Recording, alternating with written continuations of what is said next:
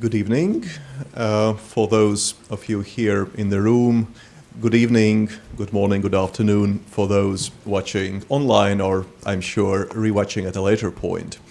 My name is Martins Paprinskis. I'm professor in public international law here at UCL, and my role, modest but not entirely unimportant tonight, is to be the host for this Current Legal Problems lecture. So I will have to say a few things about CLP and then move on to introduce the chair, who will then introduce the speaker, who will then, as the title doesn't really hide it, speak, after which the chair will take over to moderate questions and answers. Current Legal Problems, CLP, is the landmark UCL lecture series that hosts stellar speakers from outside UCL, as well as inaugural lectures of UCL colleagues. It has been taking place since time immemorial, 1946 for legal purposes, and is published in a yearly volume published by Oxford University Press. As a host, it is my pleasure to introduce the chair, of whom much could be said, but I have been instructed to be brief, Professor Philippe Sands, KC, a wonderful colleague with whom I have the pleasure of co-teaching international courts and tribunals, an eminent and illustrious practitioner, academic, scholar, breaking down disciplinary boundaries with each work.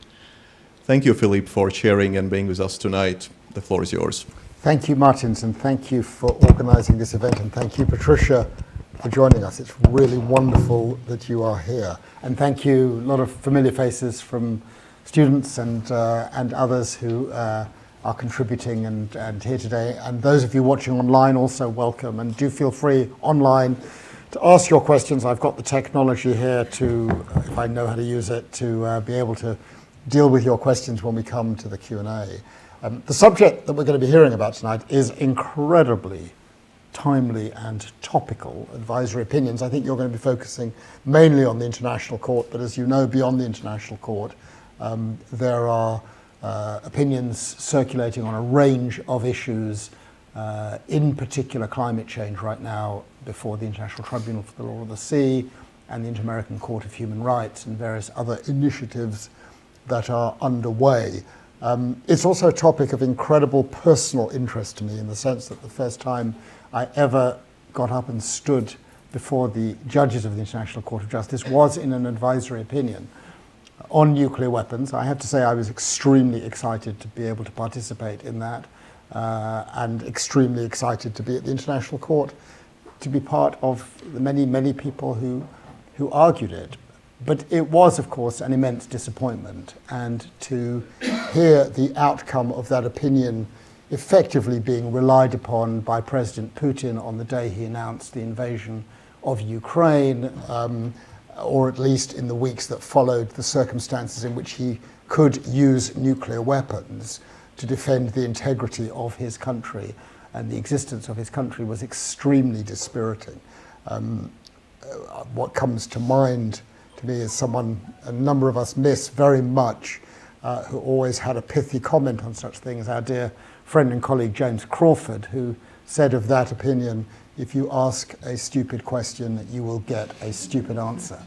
And hopefully, not all advisory opinions fall into that category. Patricia is the legal advisor at the Ministry of Foreign Affairs of Portugal, a very significant position, also a member of the International Law Commission, highly regarded and respected, currently working in particular amongst a number of issues on really incredibly important issue of sea level rise and its implications for international law, and teaches also at the university in Lisbon and in other parts of the world. Patricia, we're thrilled to have you at UCL.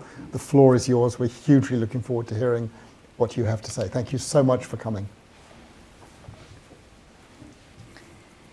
Thank you so much. Well, first to Martins, who's really responsible for me being here today, and after some postponements to actually make it to London, and I also recognize Emma in the back, who's been extremely helpful in facilitating and making this lecture happen. And so I'm very honored to be here today to speak to you as part of the Current Legal Problem series. And I'm very also grateful to you, Philippe, for having accepted to chair this panel. I thought first when I proposed this topic, advisory function of international courts and tribunals, in a lecture in the UK, it could have been seen as a provocation. But with this chair, I'm sure not, especially since he was involved in the Chago's opinion, but on one particular side of the fence and not the UK side. So I thought I would speak to you about the advisory function of international courts and tribunals, but today with a particular focus on the International Court of Justice, if I can get this to work. Tech help is arriving. Exactly. Thank you, Emma. I think I did exactly what you told me to do. I'm sure you did.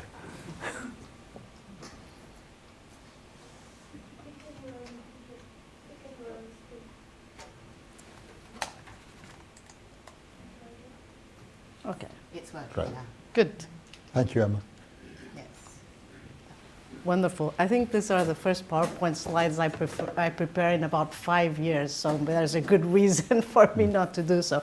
But I thought it was helpful to have some slides just as support, and they're a bit numbers, but don't worry, I'm going to ignore most of them and skip very quickly over them. But this actually a justification for the choice of the topic has to do that I'm doing some research now on this topic of advisory function of international courts and tribunals, and I'm going to be teaching a course in the Hague Academy in January 2024 on this subject. So I thought this was a good opportunity to start sharing the research and also looking at areas where I think I need to look at more into depth. So it's a bit the justification and not the provocation coming to the UK with this topic. So this is something that has been interesting me for a while. I have not been part of any team that has participated in advisory opinions. I might have had a slight interest back in 1995 when I was a very junior member of the team that worked for Portugal in the East Timor case, because although that was a contentious case, there were a lot of questions. Why wasn't it rather an advisory opinion? Because as everybody knows, then the court decided, based on the monetary goal, that without Indonesia as party to the proceedings, the court could not rule on the issue of self-determination. And there had been, years before, the Western Sahara case, which was an interesting precedent. But maybe at the time, it was felt that there wouldn't be the votes in the General Assembly for the request of the opinion.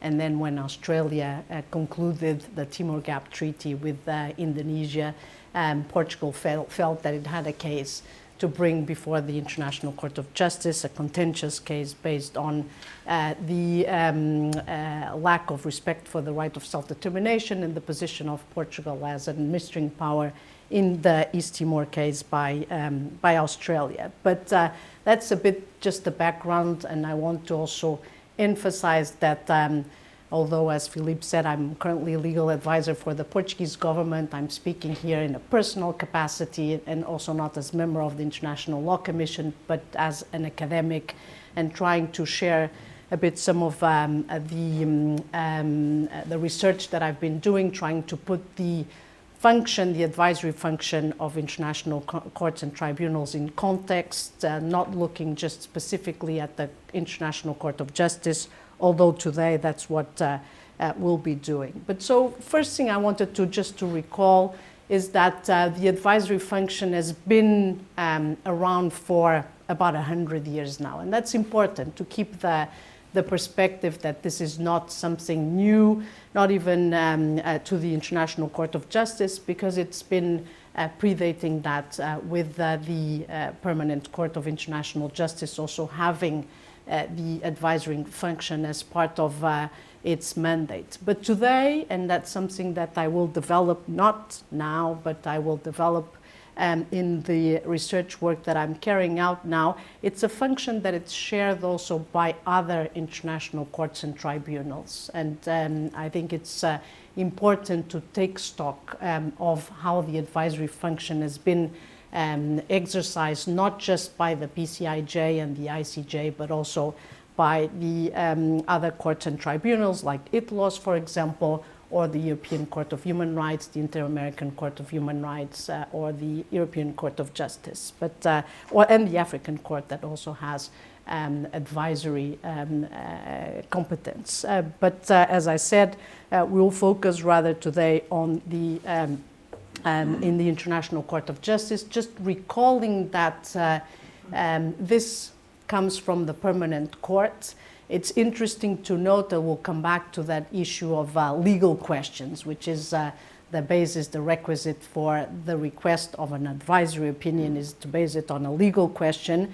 In the League of Nations Covenant, it was referred that the advisory opinion, the advisory function could cover both disputes and questions.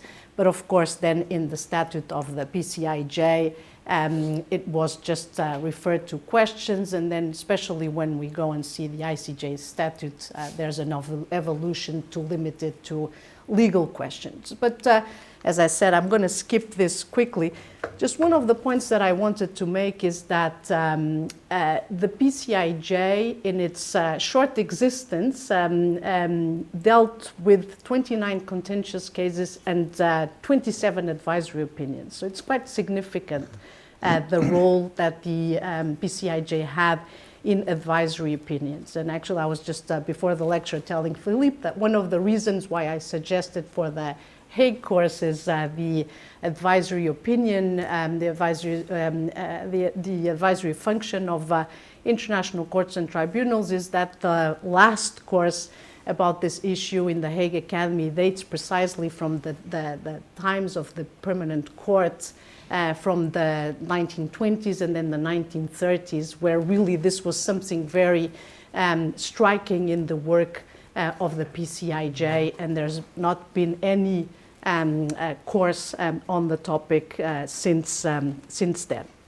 So I just listed here the titles of the opinions that you can just have a quick glance, and the subjects are very varied, but maybe not on such fundamental issues of international law as we see then later in the International Court of Justice. So as I promised, this is just for those that are less familiar to have an idea with the number and the titles of the opinions of the PCIJ. But when we come to the negotiations in the San Francisco conference and the charter of the charter, we see, and that was something that was also clear with regard to the whole structure of the International Court of Justice, it is inspired a lot by the statute of the PCIJ, and of course the advisory function is again present in the statute. As I said, there was clearly an evolution to drop, as it was already dropped, the idea that the advisory opinions could deal with directly with disputes or could be asked on a dispute. It wasn't just a question, it was a legal question. And we see here also that since the Charter also opened up the possibility for other entities than just the General Assembly or the Security Council, main bodies of the UN, to ask advisory opinions, that when other or specialized agencies ask questions, they have to be related to legal questions arising within the scope of their activities. And we'll see that that's actually quite relevant, because the only case where the ICJ declined to exercise its advisory function, it was precisely when it thought that a specialized agency had asked the question that was outside the scope of its activities, and we'll come back to that afterwards. So again, some detail about the proceedings and how it's done. But what I want to come to is, and I'm just leaving this here, we'll come back to this practice direction because it's also relevant about the procedure. But what I want to is now to compare and put in perspective the numbers with regard to the PCIJ. We saw it was 29, 27 in about 20 years, a little bit over 20 years.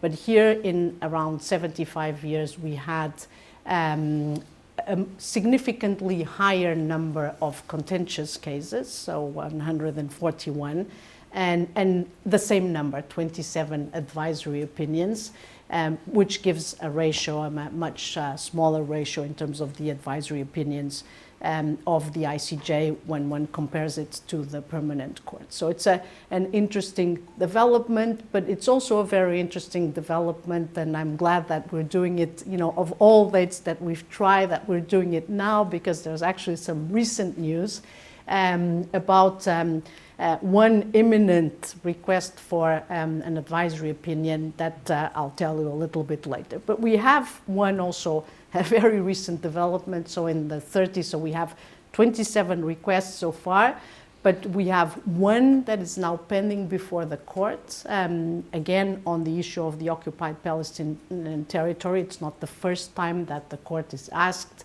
to deal in the format of an advisory opinion. I'm sure that everybody has heard about the Wall case, and so this is a bit of a sequel to the Wall case, and this is quite recent. As you see, the resolution that asks for the opinion, which is not a specific resolution on the opinion, is a broader resolution, but it has a paragraph requesting the court for an advisory opinion on the legal consequences arising from the policies and practices in Israel in the OTP, including East Jerusalem.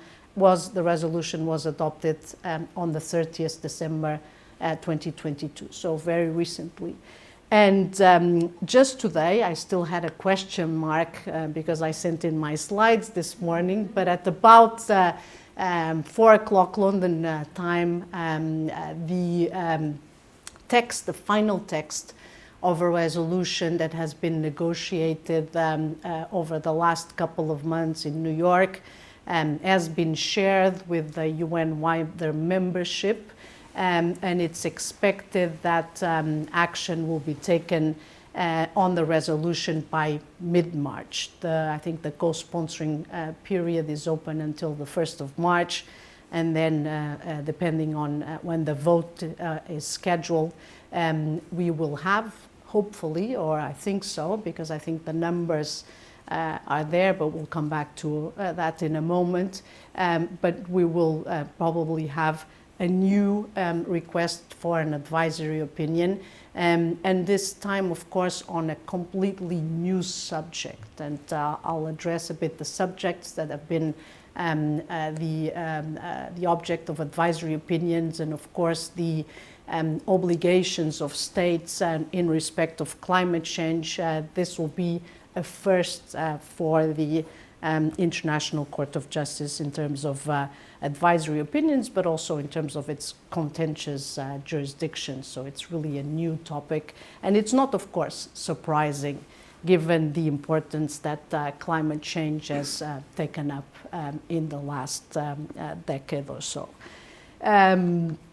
So again, a list with all the advisory opinions so far. Some of them are very well known, I think, even for young students of international law, as it is the case of the reparations for injuries suffered at the surface of the United Nations, from the reservations, the genocide reservation advisory opinion, to opinions that have to do with self-determinations like the Southwest Africa cases, the Namibia advisory opinion, the legal consequences for states from the arising out of the continued presence of South Africa in Namibia, also one that it's well known from the point of view of self-determination, but also state responsibility, the Western Sahara that I had already mentioned on self-determination, and the one that Philippe mentioned in his introduction, the 1996 advisory opinion on the legality of the threat and use of nuclear weapons, which was also in competition with another opinion, which is the one that actually the court declined to exercise jurisdiction, which was the other opinion that was asked by the World Health Assembly.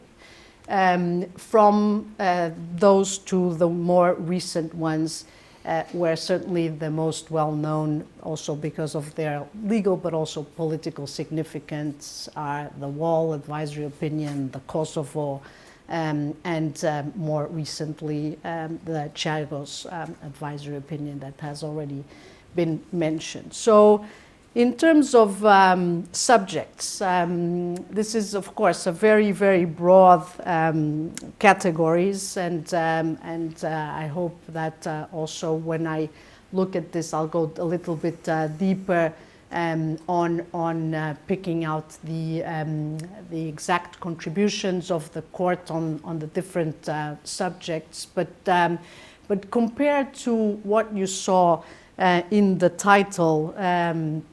In the titles of the advisory opinions of the PCJI, I mean, clearly, I think that the requests, and especially in the ones that I highlighted, they've been on fundamental issues of international law, fundamental issues like the principles of public international law, like the use of force, self-determination, human rights, fundamental issues such as the legal personality of the UN or the possibility of using peacekeeping operations, important issues of treaty interpretation, especially the reservations to treaties regime, issues of state responsibility, the regime of obligations erga omnes, the question of self-defense, and I go back also to the nuclear weapons case. That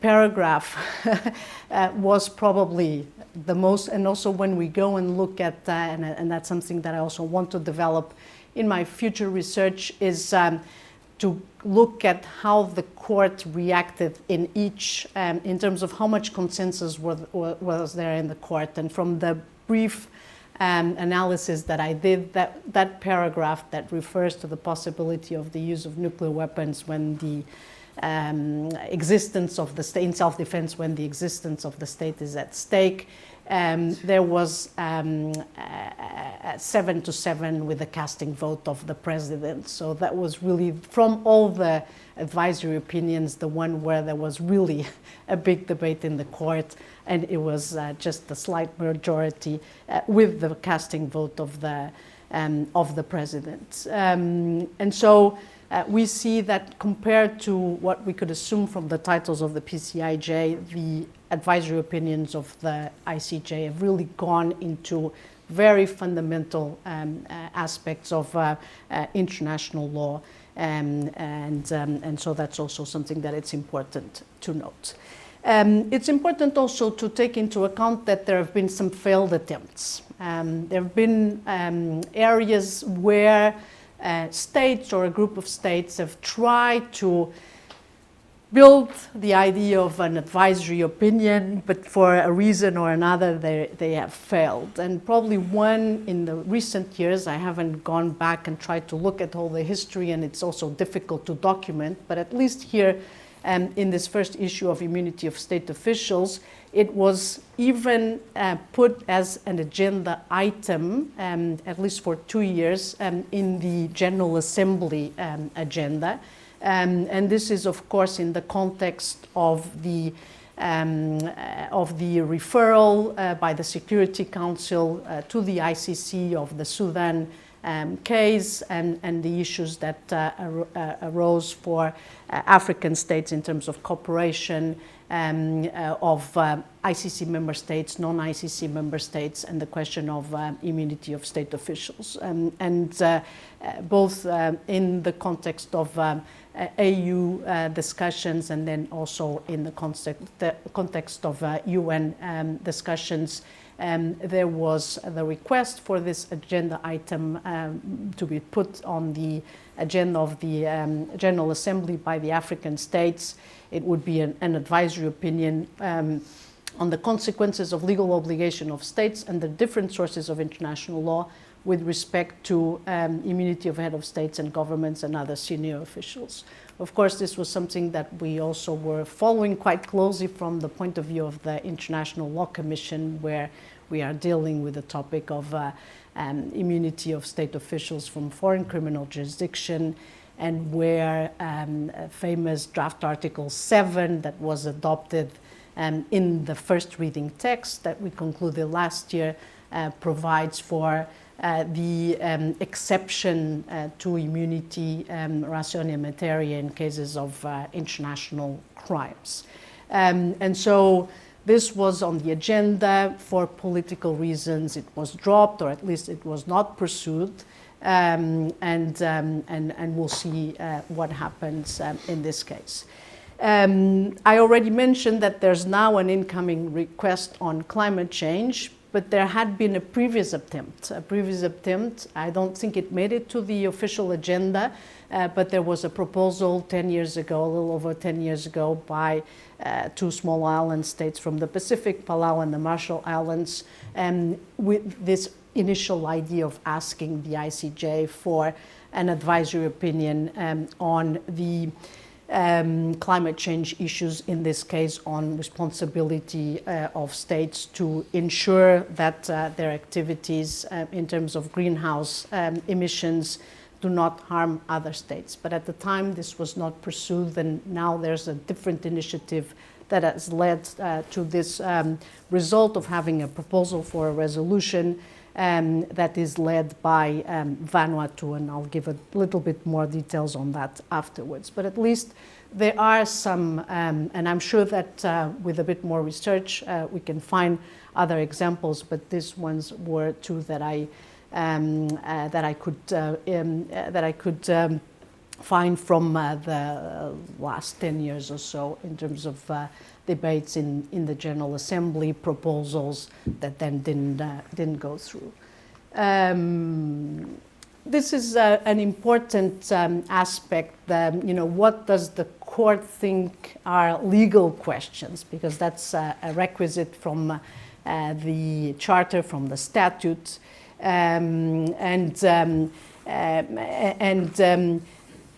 one could think that it would be the case that the court would be more inclined sometimes not to follow through with the request for an advisory opinion. But if one looks at the case law of the court's been quite consistent in trying to always accept the exercise of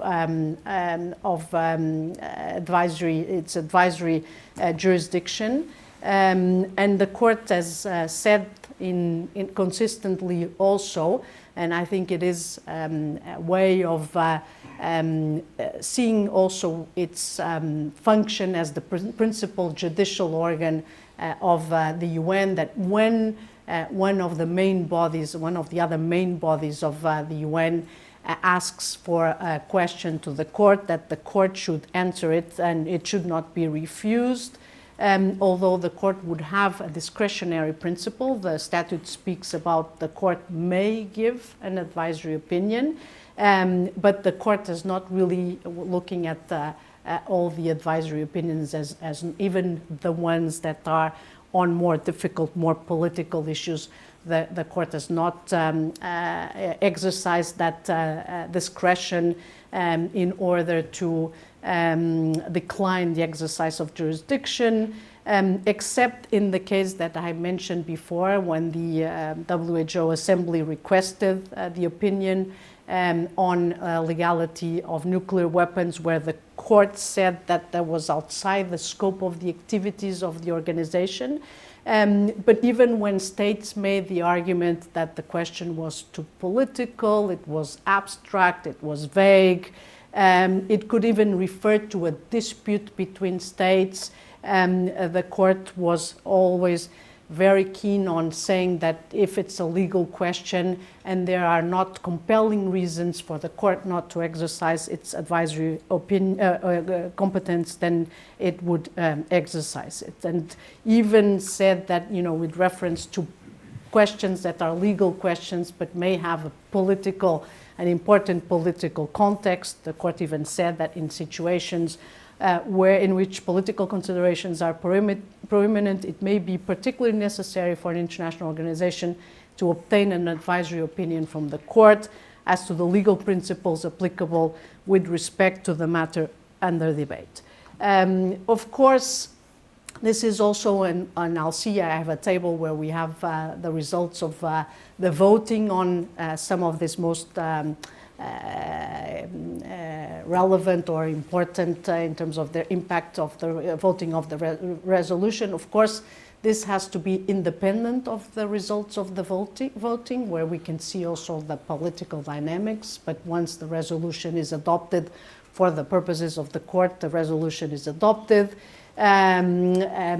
Sometimes the court may have the discretion to reformulate, refocus the question slightly, or even do a very formalistic and pragmatic approach. That's certainly the case with the Kosovo opinion, where the court did take a very formalistic approach and just looked at whether the declaration of independence by Kosovo was permissible under international law, without really addressing the questions that were really underlying the issue of remedial succession or post-colonial self-determination. Of course, Philippe was hinting at that when quoting James Crawford, saying that when you draft a stupid question, you get a stupid answer. Of course, the drafting of the question is quite important. We know from practice certainly that a lot of work goes into the drafting.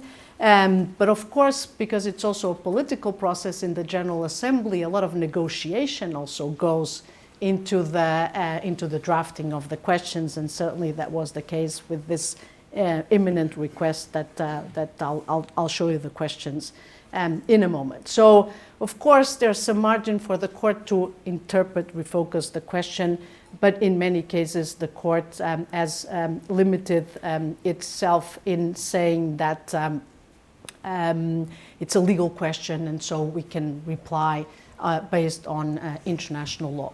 As I mentioned, on this issue of the court having jurisdiction and exercising its discretion to render, the results, when we look at the dispositive at the final part of the advisory opinion, we can see that they've either been unanimous or with a strong majority against one or two votes against, and not as divisive on the substantive points. I'm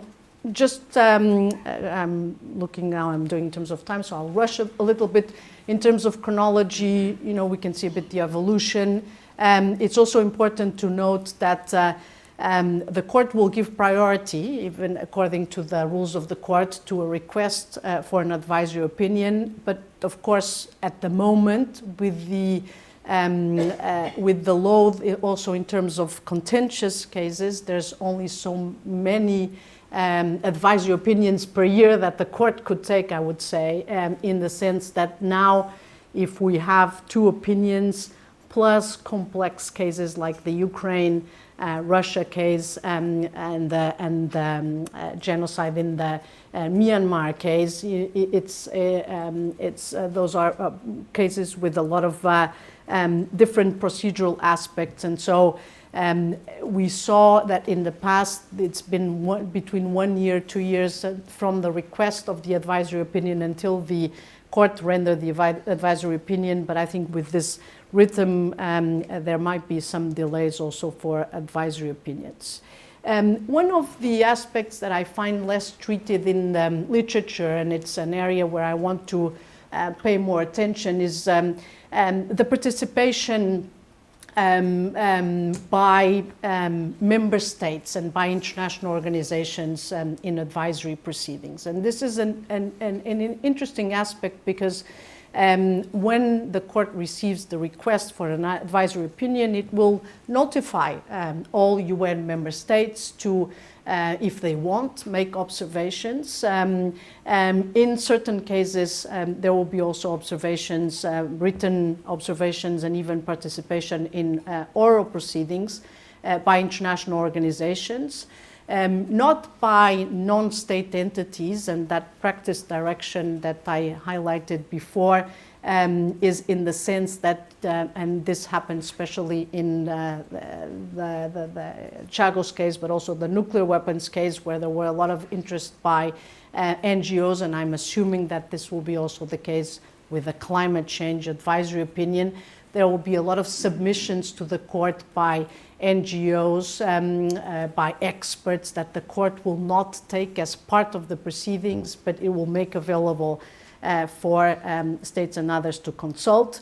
But from the quick read that I did in terms of higher level of participation, we have the nuclear weapons with 28 states making observations, the wall case with 45 states, 4 international organizations, and 1 non-state entity, which was Palestine, Kosovo with 36, and 1 non-state entity, which were the authors of the declaration, and Chagos with 31 states and 1 international organization. And from states, there's quite a wide geographic representation.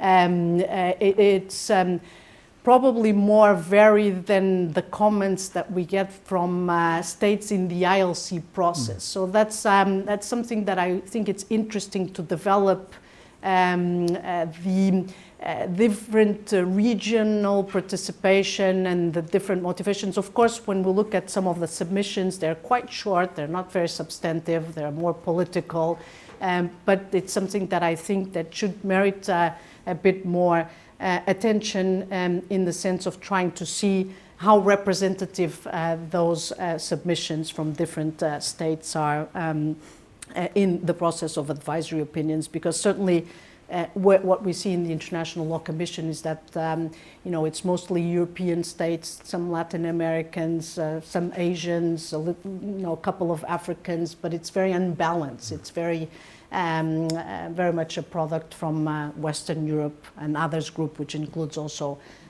the US, Canada, and Australia and New Zealand.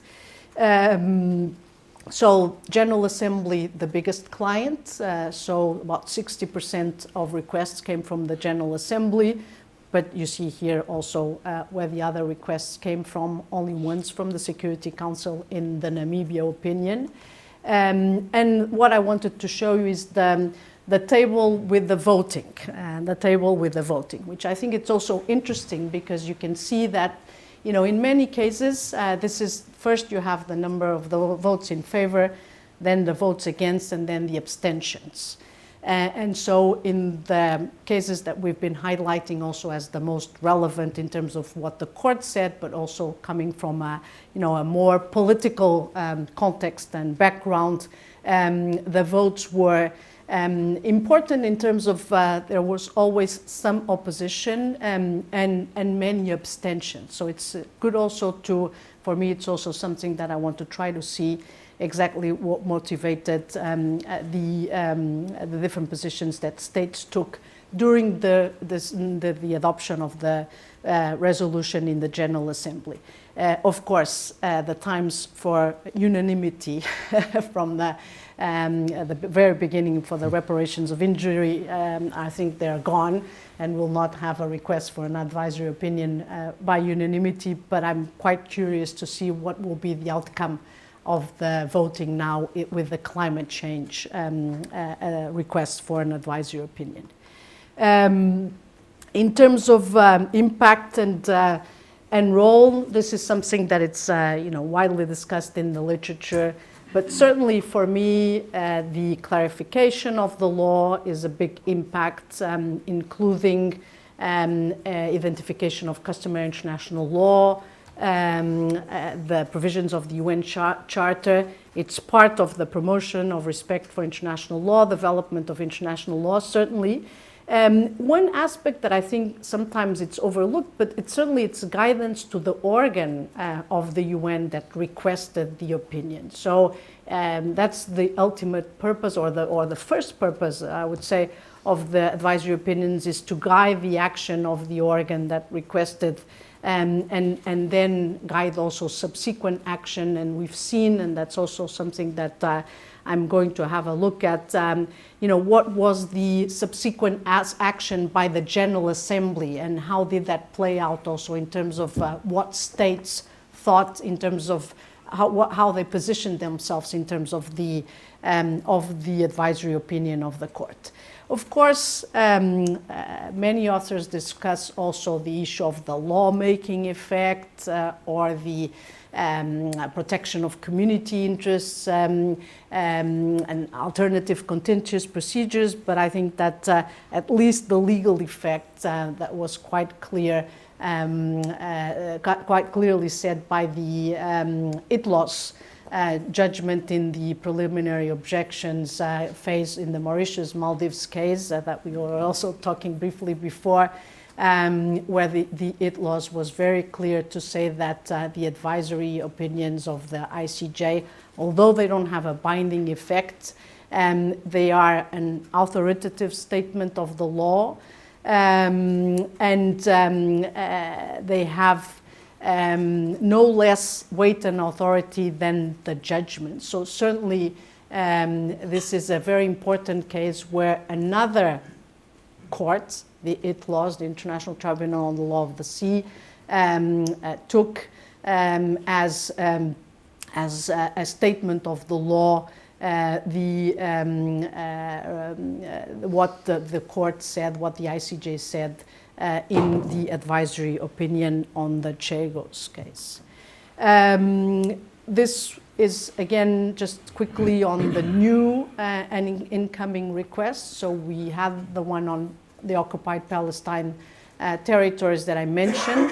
Again, the voting 87-26-53, quite significant also in terms of the political context and opposition, and also a number of significant abstentions. But once you pass the resolution, you pass the resolution, and the court will not look at the voting. Very quickly also, some information on what happens in terms of the timeline.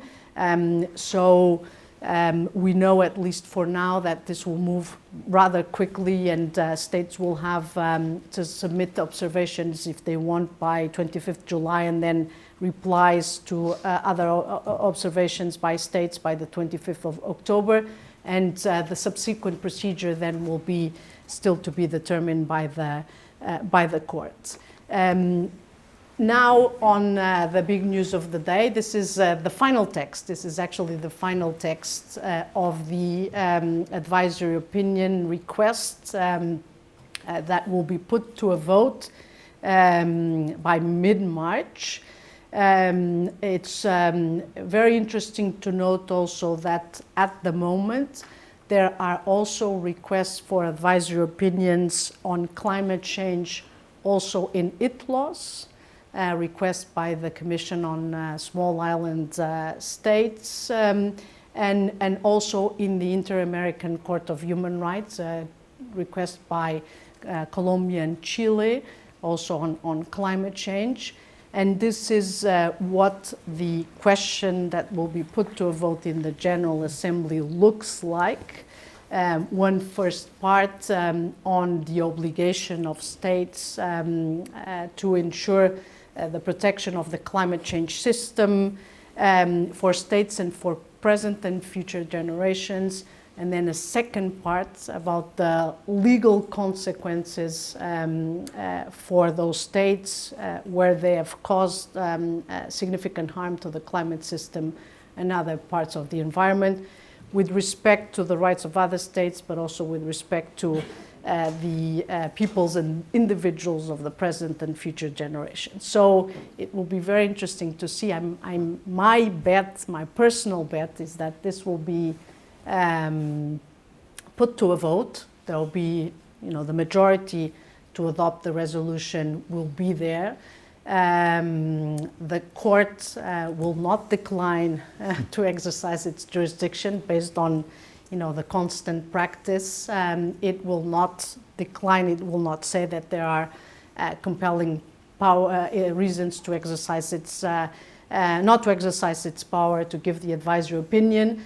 But on a personal level, it will be very interesting to see how the court will interpret the question. It's quite a broad question, and sometimes with a broad question you might get also a general answer, but we will see. This is, none of us has a crystal ball on that, but I'm sure that looking at the past practice in terms of the court and looking also at the past voting patterns, that this is something that will make it to the court, and where the court will do its best to give an answer. Whether that answer is fully satisfactory or not, that remains to be seen. But so, just as a conclusion, because I think that I'm a little bit over time, I just wanted to bring to your attention, and I think this is an area that deserves further reflection in terms of, and research in terms of identifying really what has been the overall contribution of advisory opinions, but it has led, although it's less frequent than the contentious activity of the court, it has led to important case law on central areas of international law. We've seen also with the evolution of the questions that have been put to the court, I think that there is a tendency to have increasingly difficult questions that come also with a complex political context. We've seen that the main origin of the requests are by the General Assembly, and of course the voting is significant, but of course when the votes, when the resolution is adopted, then the court is not going to look at the voting. But it's important that the court remains within its function of answering legal questions and to keep its credibility and the authority of the opinions of the court. What we'll see in the future, I mean, we see now that there are two almost simultaneous requests. I'm not sure if that shows signs of a trend of states through the General Assembly wanting to resort more to advisory opinions, but we'll talk about it in a few years to see how this is going to go. Thank you very much.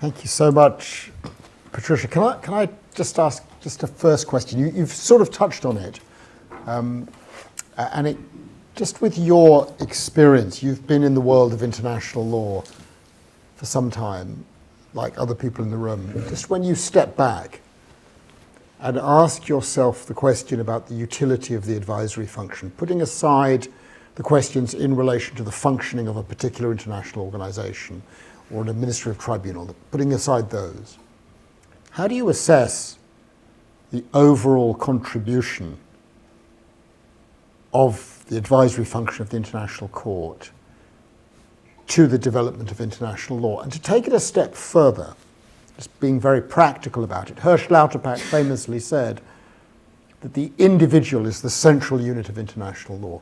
To what extent has the advisory function affected human beings on our planet? Yeah. I'm not sure if I should use, or I still have the mic. I think one of the things that I didn't mention in the presentation, but it's about this last initiative, the climate change request for an advisory opinion that is being led by Vanuatu. It's probably the first time that really comes from a grassroots movement. It started really by an idea of students from the Pacific Islands to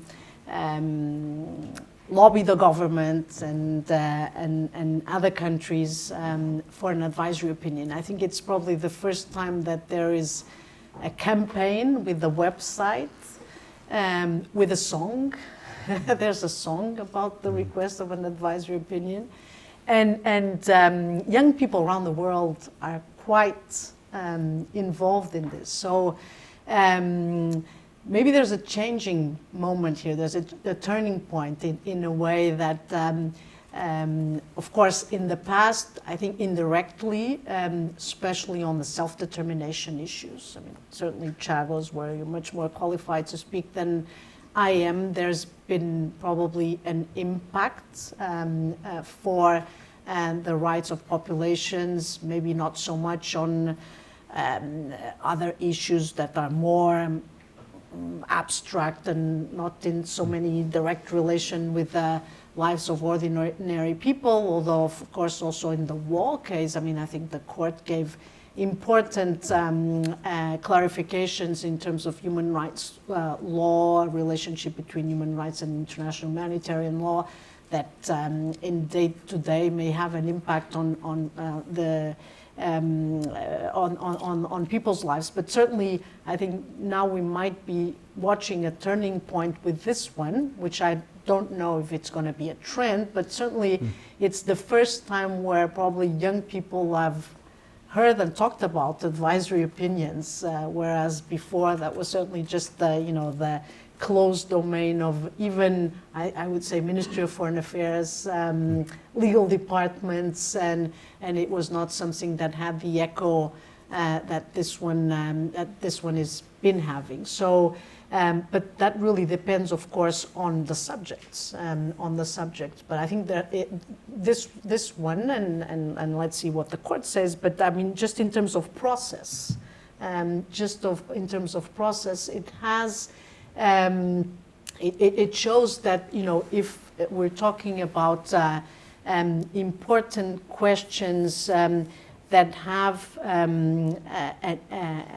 that resound, that have an impact in people's lives, that then they will be much more familiar and playing a part of the process. And so I think this one also deserves to be studied also from that point of view of how civil society has been rallying, especially from the Pacific Island states, but also in other countries, how they've been rallying, how there were also some demonstrations in New York, where you could see people holding signs, request an advisory opinion from the ICJ. So I think it's quite interesting also from that point of view in terms of the process and how much civil society can be involved. That's the process of asking for it. Yeah. But if you look at nuclear weapons, Kosovo, the wall, what's been the practical consequence? I mean, there's been some take-up in terms of the wall advisory opinion. The European Court of Justice has had regard to that, as it's had regard to Western Sahara, but it's very hard to find the hard examples of actual changes of behaviour by states that have had impacts on people in the relevant areas. Yeah. In those cases, not in all cases. Yeah, no, I mean, I can see what you say, but I think I would also take the view that, there's more of indirect effects.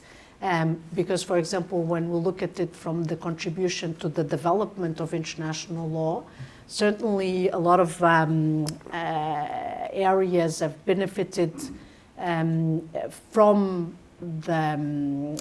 what the court has said in certain advisory opinions. Certainly when we look at the state responsibility regime, for example, and so there, I agree that there isn't a direct impact, and maybe advisory opinions are not made for that also, because they're made to guide and that's why I stress that point. I mean, their initial and ultimate purpose at the same time is to guide the activity of the organ that requests for the advisory opinion. So it's not to decide on or to impose on, and that's why I think it's important to stress that we are within contentious, advisory competence, not contentious, and the idea is to, and even for that organ that requests the advisory opinion is not binding, even for that organ. But I think indirectly, certainly we have areas of international law that have been developed, and even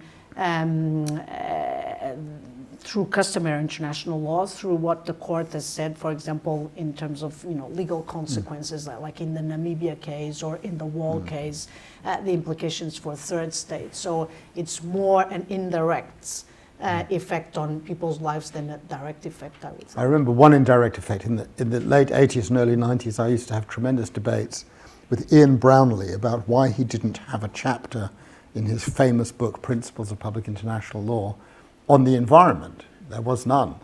And he said because the International Court of Justice has never said the protection of the environment is part of international law. And then in the advisory opinion on nuclear weapons, there is a single paragraph 29 where they say the protection of the environment is part of international law. And so I sent it to him and he said, yes, I know.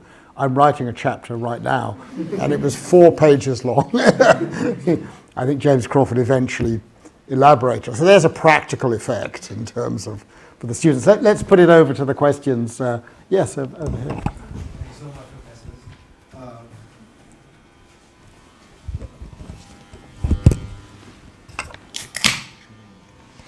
So I'm a master's student from LSE, and my question is a twofold question. The first question being, do you believe that the ICJ holds a situation where it can interpret the UN Charter and is the only organ which can interpret the UN Charter properly, especially if there is a conflict between the UNSC and, say, the UNGA?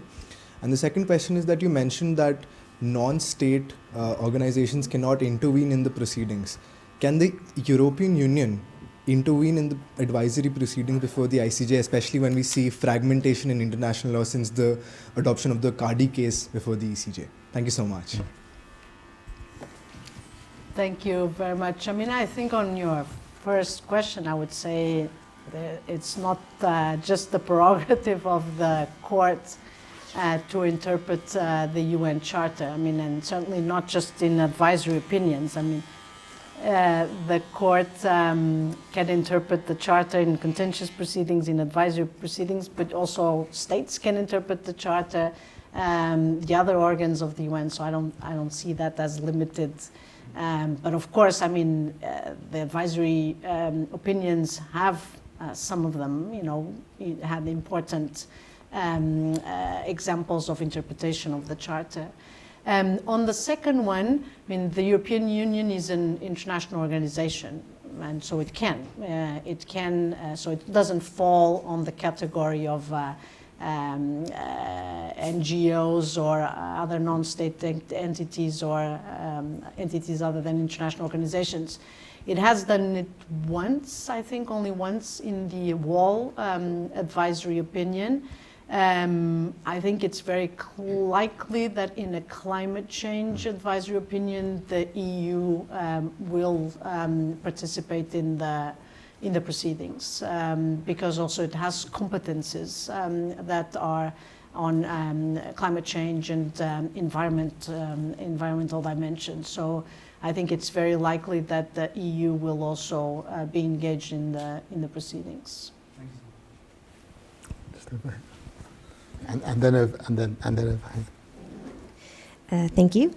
My name's Olivia Flash. I'm a consultant in public international law. And my question to you is, everything you've sort of said so far about the process of how an advisory opinion is requested, and also the purpose to guide the organ that requested it, it sort of, to me, begs the question, do you think that advisory opinions are too political in some way? I mean, does it sort of politicize the international court, or is it an example of lawfare? I mean, is it something problematic about this potential sort of future with all the young people caring about the climate change advisory opinion? Is there anything worrying about that trend to you, in your opinion?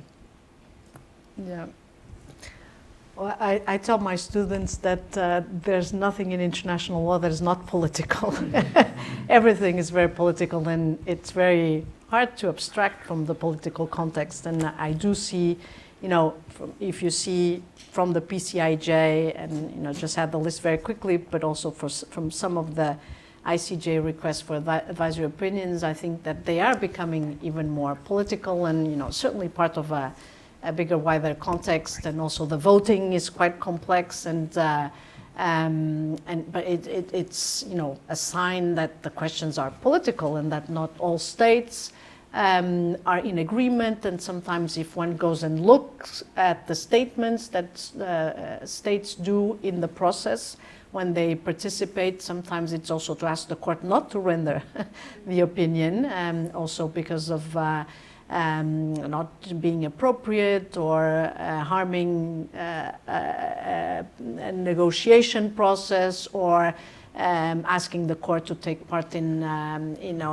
deciding a dispute that should be decided through contentious proceedings. So we have all these arguments, and it's very interesting, and it's something that I want to dig deeper into, because I think it's very important to look at the position of states, not only during the voting, but during their participation in the advisory opinion process.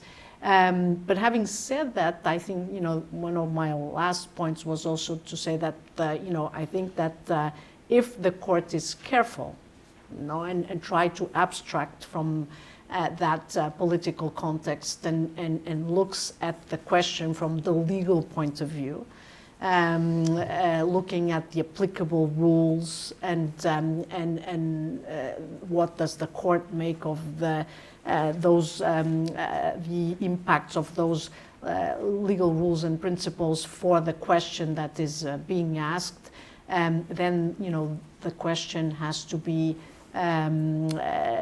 or the position has to be that the court is exercising its judicial function, which of course it's within the political context, but the court plays its part in exercising the judicial function in order to give the answer to the organ that has requested, that may have requested also the question for different reasons, and I think the ICJ doesn't have to think, what was the purpose, what was the political purpose.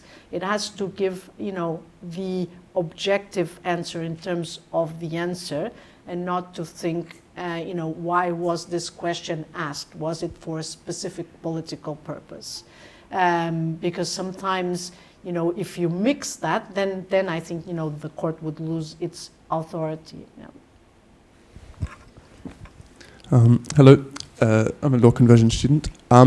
So I've heard you both, mostly Philippe, but you most recently sort of criticized the question put forward by Vanuatu. Even if only subtly, it seems that you think the question they've posed for their advisory opinion is too broad. So then the question I have for you is, how should the question be? If you were their legal counsel, how would you be advising them to write that question? Yeah.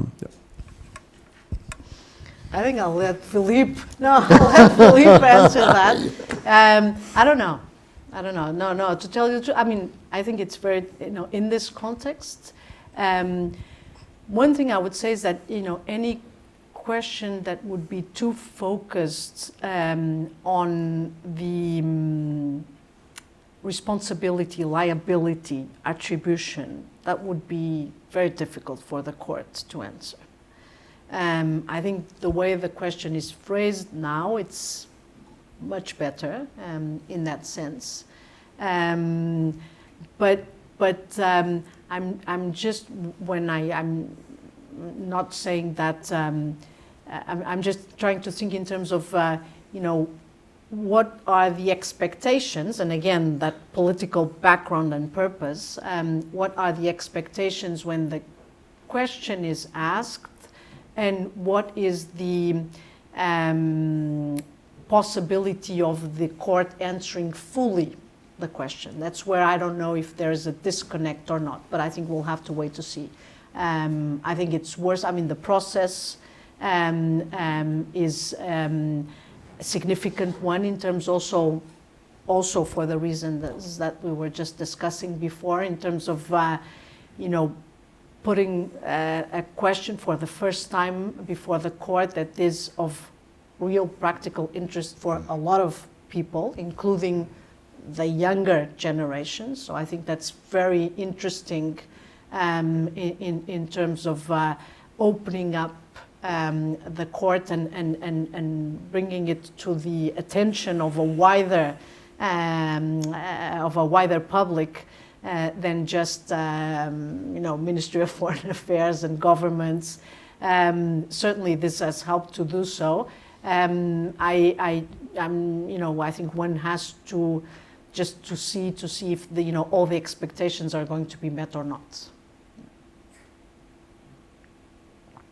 I think I would just add that my view on this has been very informed by the experience on the nuclear weapons advisory opinion, which was also a case where NGOs pushed in the World Health Organization. They then saw the first round of pleadings in which a lot of countries said, don't answer this question, it's for the General Assembly. So they went to the General Assembly and asked the same question, roughly.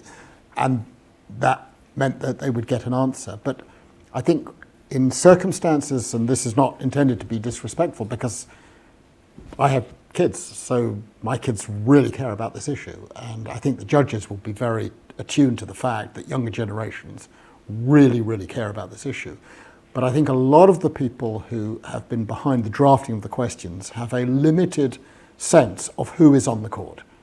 You've got to constantly keep your eye on the question, who are the adjudicators? What's their background?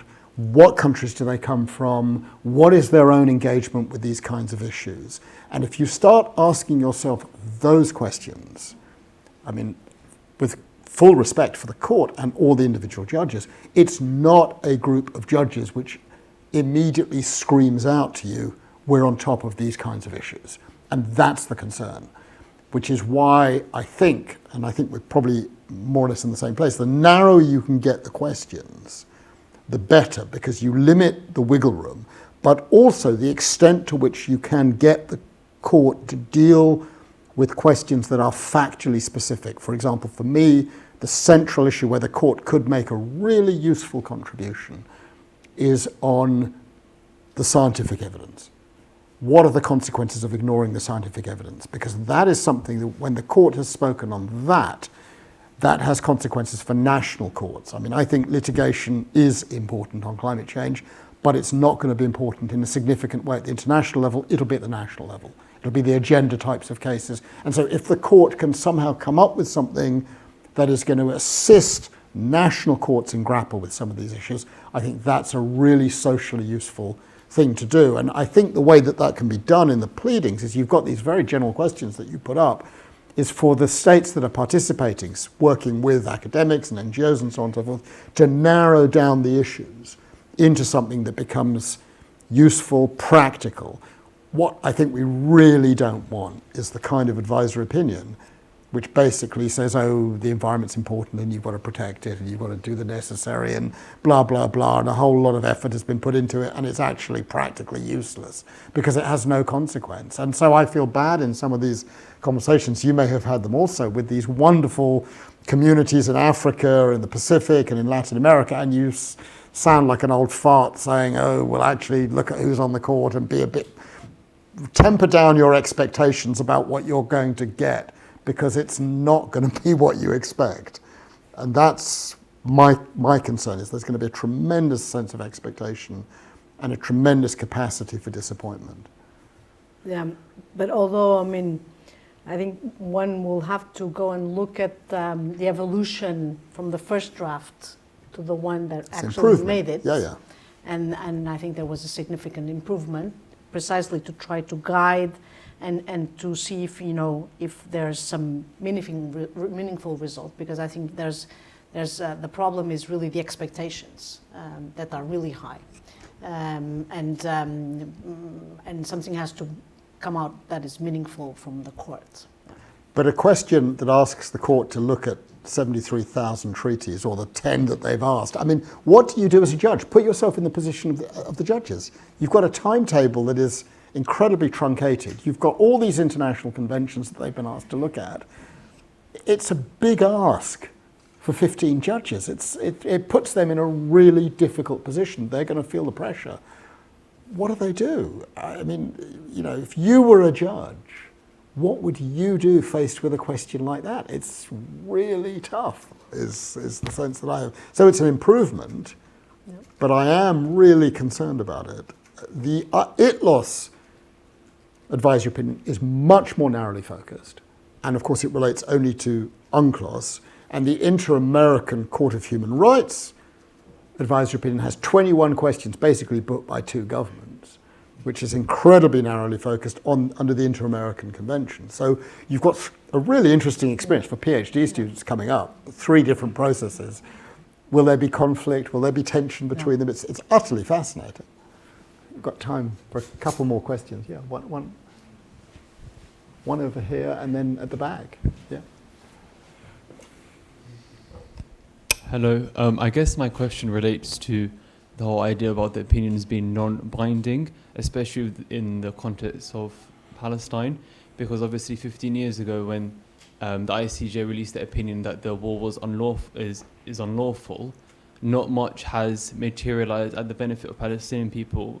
The opposite, in fact, it's probably gone a lot worse, and there's allegations of apartheid. So now with the there's going to be hopefully a new opinion, even if that says, oh, Israel's practices are unlawful and they are discriminatory and account to occupation, what kind of hope should Palestinians have in that sense if they know that 15 years ago nothing has changed in regards to the war?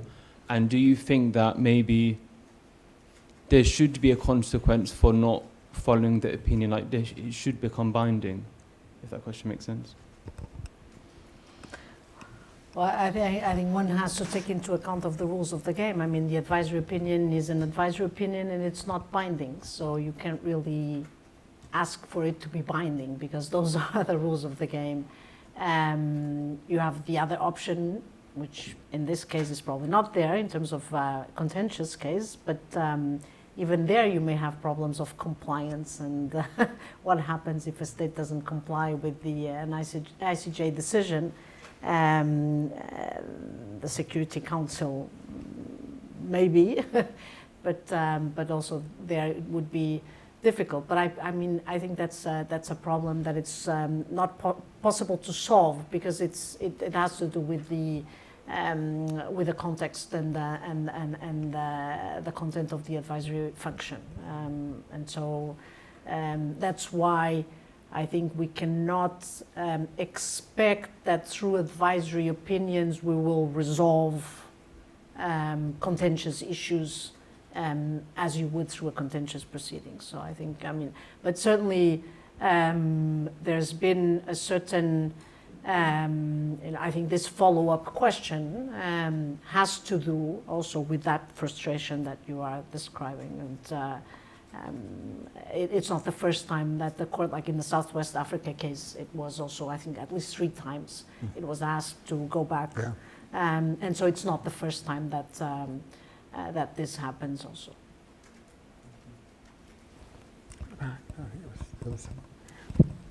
Hi, my name is Dan. I'm a UCA alumni and a grant training solicitor at Herbert Smith. My question is to do with the trend or potential trend that you spoke about.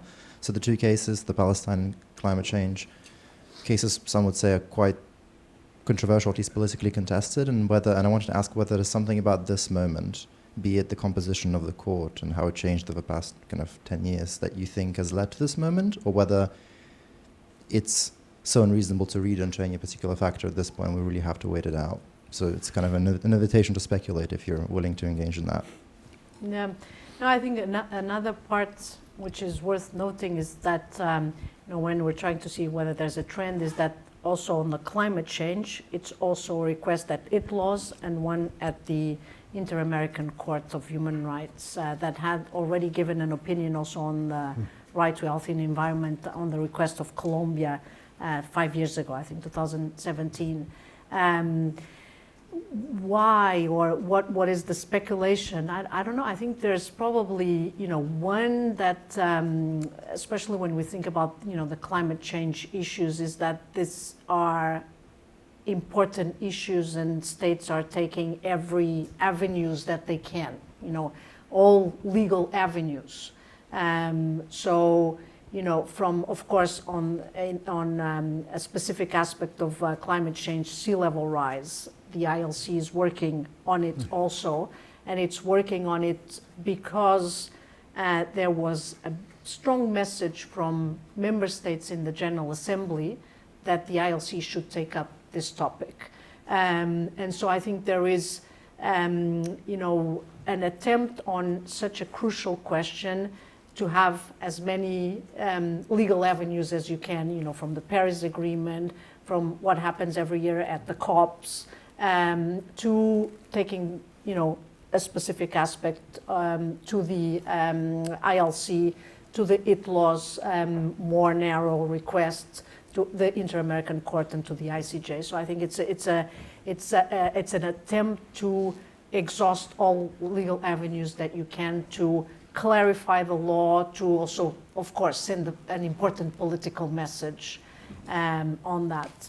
I think the Palestine issue is slightly different. It's not this type of motivation. I think it has to do more with what I said before, a certain frustration, and also the lack of ability of the Security Council to to fulfill its mandate in accordance to the Charter. So I think it also has to do with that lack of functioning of the court and also political will in general to settle the matter, which is long overdue. Well, you've given us so much to think about. I mean, there's the last question of both the last questions, of course, remind me also that we are right now living in an interesting moment in relation to one advisory opinion. I well remember when we were drafting the arguments in the Chagos case and the question, we sort of bent over backwards to assure the judges of the court, no, this was a completely unique case. There would be no floodgates, there would be no consequences, no one else would follow. But of course, the Palestine case is a follow-on case. It's very clear that it is. It takes that. And I think it's a moment to give big credit to the United Kingdom, which announced 3 months ago that it was going to enter into negotiations with Mauritius to see if it could resolve this matter on the basis of international law. And I think that says a lot. But coming back to why that's actually happened, it probably also is not disconnected from the fact that at the time that a country is seeking to persuade, should we say, African countries to dislodge Russia from its illegal occupation of Ukraine, to be occupying a little part of Africa is not exactly helpful to the optics of those kinds of things. And I think what I would say in relation to your question is it basically comes down to politics. And I think also this, no doubt you'll address this in the lectures you're giving next year, which I'm hugely looking forward to, the sense of a consensus of the judges. In Chagos, there was no dissent on the merits. There was a dissent of one judge on jurisdiction, but not on the merits, which sent a very, very strong signal. And the nuclear weapons, of course, as you said, was a 7-7. So there's these range of other factors that I think come in to impact the outcome. But hugely looking forward to your lectures in January, which I'm sure, well, the Hague Academy said they'll be published, we'll be able to read them, that's wonderful. And really want to thank you on behalf of everyone very warmly for taking the trouble, coming and joining us and doing the